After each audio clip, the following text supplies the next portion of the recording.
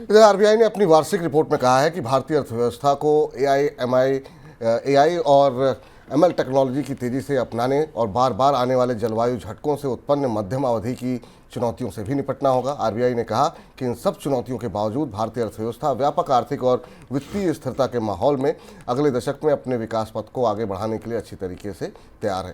Sir, RBI climate change और artificial intelligence को सबसे बड़ा खतरा मान रही है। आरबीआई की ये दोनों चिंताएं खासी महत्वपूर्ण है। भारतीय अर्थव्यवस्था को लेकर आमतौर पर जो चिंताएं इससे पहले जाहिर की जाती थी वो अंतर्राष्ट्रीय स्तर पर मंदी को लेकर, ऊर्जा की कीमतों को लेकर, जियोपॉलिटिकल सिचुएशन, युद्ध जैसी परिस्थितियों को लेकर जाहिर की जाती थी। पर अब भारतीय अर्थव्यवस्था पर दो बड़े खतरे हैं जो रिजर्व बैंक ने अपनी रिपोर्ट में सामने रखे हैं और जिनके लिए हमें भारत में कहीं तैयारी नहीं दिखती। अगर आपको याद हो, हमने इकोनॉमिकम में इन दोनों खतरों पर विस्तार से चर्चा की थी। क्लाइमेट चेंज का बिल कितना होने वाला है, इस पर एक विस्तार से इकोनॉमिकम किया था, उसका लिंक आपको डिस्क्रिप्शन बॉक्स में होगा। और आर्टिफिशियल इंटेलिजेंस के असर भारतीय अर्थव्यवस्था पर कैसे होंगे, इस पर हम लगातार अलग अलग इकोनॉमिकम के संस्करणों में विस्तार से बात कर रहे हैं। आरबीआई का मानना है कि क्लाइमेट चेंज ने भारत की जीडीपी ग्रोथ को प्रभावित किया है और वो आप सामने खुला हुआ देख सकते हैं।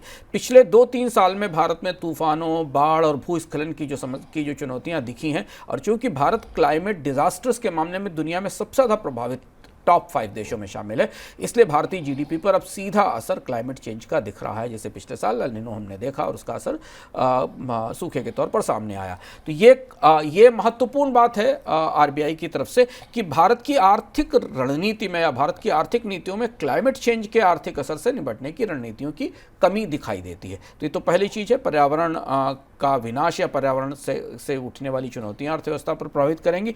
और दूसरा आर्टिफिशियल इंटेलिजेंस है। अभी आपको याद होगा, पिछले ही हफ्ते आईएमएफ की चीफ ने कहा था कि दुनिया में एआई की वजह से जॉब लॉसेस की, अनएम्प्लॉयमेंट की सुनामी आने वाली है। ये बात भी हम लगातार आपको इससे पहले बताते रहे।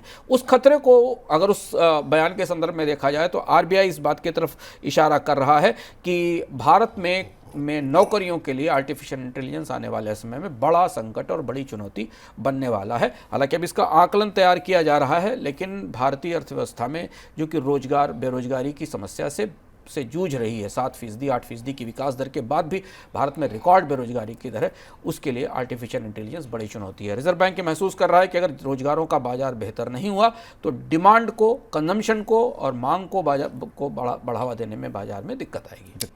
मुकेश अंबानी की अगुवाई वाले रिलायंस समूह की सहायक कंपनी जियो फाइनेंशियल सर्विसेज ने एक नया ऐप जियो फाइनेंस लॉन्च किया है जो गूगल पे, फोन पे जैसे बड़े फिनटेक ऐप्स को टक्कर देगा। ऐप की इस समय बीटा टेस्टिंग की जा रही है और यूज़र फीडबैक के बाद इसे और बेहतर किया जाएगा। इस ऐप पर UPI payment, bill payment, insurance advisory, digital banking जैसी सेवाएं दी जाएंगी। बाद में होम लोन और लोन अगेंस्ट म्यूचुअल फंड जैसे क्रेडिट प्रोडक्ट भी इस पर दिए जाएंगे। भारत की प्रमुख दोपहिया वाहन निर्माता कंपनी हीरो मोटोकॉर्प की financial services division hero Fincorp IPO लाने की तैयारी कर रही है। कंपनी के बोर्ड ने 4,000 करोड़ के आईपीओ को मंजूरी दे दी है। आईपीओ में नए शेयर जारी करने के साथ साथ मौजूदा शेयर धारकों के लिए ऑफर फॉर सेल भी होगा। आपको बता दें कि हीरो फिनकॉर्प कई तरह की सेवाएं प्रदान करता है। इसमें 2 व्हीलर लोन के साथ ही एजुकेशन लोन, एसएमई लोन शामिल है। हीरो फिनकॉर्प के पास हीरो मोटोकॉर्प नेटवर्क के भीतर लगभग 2,000 रिटेल फाइनेंस टच पॉइंट्स हैं। कंपनी इस समय भारत में 4,000 से अधिक शहरों और कस्बों में मौजूद है। पिछले वित्त वर्ष में देश में हर 5 में से 4 डिजिटल ट्रांजैक्शन यूपीआई के जरिए किए गए। वित्त वर्ष 2023-24 की आरबीआई की सालाना रिपोर्ट में ये जानकारी दी गई है, जहां वित्त वर्ष 2022-23 में कुल ट्रांजैक्शन में यूपीआई का शेयर करीब 73% था। वित्त वर्ष 2023-24 में ये बढ़कर के करीब 80% हो गया।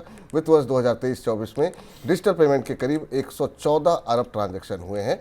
पेमेंट इंफ्रास्ट्रक्चर डेवलपमेंट फंड यानी पीआईडीएफ की वजह से भी डिजिटल पेमेंट बढ़े हैं। आरबीआई की एक स्कीम है जिससे देश के छोटे शहरों में पॉइंट ऑफ सेल इंफ्रास्ट्रक्चर को बढ़ावा देने के मकसद से पेश किया गया है। सर, ये कुछ महत्वपूर्ण खबरें, आपकी टिप्पणी।